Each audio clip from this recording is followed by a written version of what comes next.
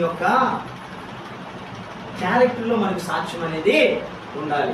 మన బ్రతుకులో మనకి సాక్ష్యం అనేది ఉండాలి. మన ఎదుటోని ప్రేమించే విధానంలో మనకి సాక్ష్యం అనేది ఉండాలి. ఎదుటోడికి వస్త్రాలు లేకపోతే వస్త్రాలు ఇచ్చే విధానంలో సాక్ష్యం అనేది ఉండాలి. ఒకడు ఆ బాధపడుతూ వేదనలో ఉన్నటువంటి కుటుంబానికి ఆదరణ ఇచ్చేట్టుగా అలా రకమైనటువంటి సాక్ష్య అనుభవమైనటువంటి జీవితము మనము కలిగే ఉన్న వారిగా ఎప్పుడైతే మనం ఉంటామో అది మాత్రమే స్థిరమైనటువంటి సాక్ష్యముగా దేవుడు మాట్లాడుతున్నాడు. సాక్ష్యం అంటే అర్థం ఏంటంటే, ఒక 10 లక్షల రూపాయలు ఎదుటోడికి నువ్వు అపారమని ఇచ్చేసినంత మాత్రాన అది కాదు నీ ఒరిజినల్ సాక్ష్యం. ఏంటంటే, ఎదుటోడు పాప సంబంధమైనటువంటి బ్రతుకులో ఊపిలో కూరుకుపోయి బ్రతుకుతూ ఉంటాడు చూసావా, నీ సాక్ష్య సంబంధమైనటువంటి జీవితాన్ని చూసి ఎప్పుడైతే ఇప్పుడు ఈడియటర్ మొన్నటిదాకా సీరియల్ చూసేది, మొన్నటిదాకా బూతు మాట్లాడేది, మొన్నటిదాకా కొనాయికి వెళ్తే ఇన్నెను గొడవలాడేది, మొన్నటిదాకా ఎవడే మాట్లాడినా అక్కడికే పరిగెట్టి వినేది. కానీ సడన్ గా వీటన్నిటికీ కూడా దూరంగా బ్రతికి నిజంగా యేసు ప్రభువే తన జీవితంలో ప్రాముఖ్యమైన బ్రతుకుతుంది. నిజంగా ఏం సాక్ష్యం అయింది నిజంగా అనుకొని ఎదుటోడు అలాంటి పాప సంబంధమైనటువంటి క్రియలతో బ్రతుకుతున్నోడికి నీ సాక్ష్య సంబంధమైనటువంటి జీవితాన్ని చూసి ఎప్పుడైతే ఆడు మారాలని ఆశ ఆడికి వస్తుందో అది ఒరిజినల్ అయినటువంటి సాక్ష్యం అన్నమాట.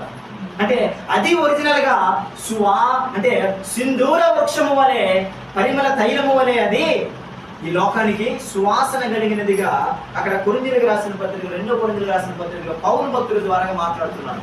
వాళ్ళ క్యారెక్టర్ అంటే వాళ్ళ ప్రవర్తన అంట వాళ్ళు నడిచెళ్తుంటే అనేక మందికి వాళ్ళ పరిశుద్ధమైనటువంటి జీవిత విధానం అంట సువాసన తైలము వలె వెదజల్లుతుంది అనమాట. మరి ఈరోజు నువ్వు నేను అలాగే రోడ్డు అంటే నడిచెళ్తుంటే ఆదివారం ప్రార్థనకి వెళ్తుంది, సోమవారం నుంచి శనివారం దాకా టీవీ ముందే ఉంటుంది.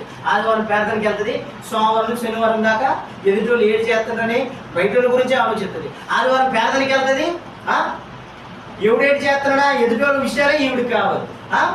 ఆదివారం ప్రార్థనకి వెళ్తుంది, పిల్లలకి గొడవలు ఆడుతుంది, భర్తతో గొడవలు ఆడుతుంది, ఇంట్లో చిన్న మనశ్శాంతి కూడా ఉండదు, కానీ పేదరిగా మాత్రం వెళ్ళిపోతుంది. ఇలాంటి కంపు కొట్టినటువంటి సాక్ష్యం కలిగినటువంటి వాడిగా మనం ఉన్నట్లయితే దేవుడు దాన్ని ఎన్నుకునేవాడిగా తీసుకునేవాడిగా లేడు. ఇప్పుడు సింధూర వృక్షం ఎలా అయితే పరిమళ తైలాన్ని ఇచ్చేటువంటిదిగా మనకి కనిపిస్తుందో, ఒక ఆత్మ సంబంధమైనటువంటి విశ్వాసి తన జీవితంలో పరిమళ తైలము వలె వెదజల్లేటువంటి క్యారెక్టర్ కలిగినటువంటి వారిగా జీవించాలి. అనేక మందికి నీ సువాసన ఏమో అంటే ఇప్పుడు చక్కగా నడిచెళ్తుంటే అనేక మంది మన యొక్క సాక్ష్య సంబంధమైన జీవితాన్ని మాట్లాడాలి. బైబిల్లో బోయజు మాట్లాడతాడు, ఎవరి కోసం తెలుసా?